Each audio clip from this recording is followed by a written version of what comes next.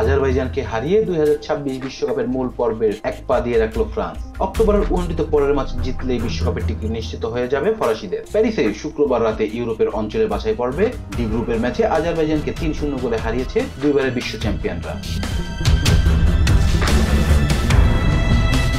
পুরো ম্যাচ জুড়ে যেন আক্রমণের পরশে সাজিয়ে বসেছিল ফ্রান্স।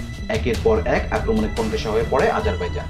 দুর্দান্ত এক গোলে দলকে প্রথম লিড এনে দেন কিলিয়ান এমবাপে। এরপর সতীর্থের গোলে রাখেন অবদান। অন্যদিকে 6 বছর পর জাতীয় দলের জার্সিতে মাঠে নামার 1 মিনিটের মধ্যেই গোল পেলেন তোরভা।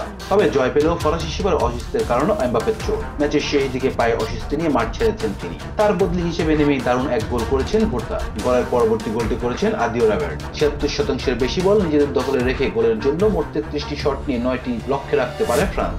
আজারবাইজান শট নিতে পারেন মাত্র 1টি।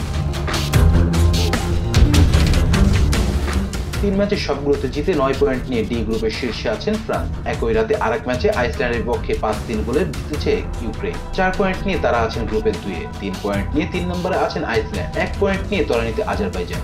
গ্রুপের শীর্ষ দল পাবে সরাসরি বিশ্বকাপের টিকিট। Islam, B sports.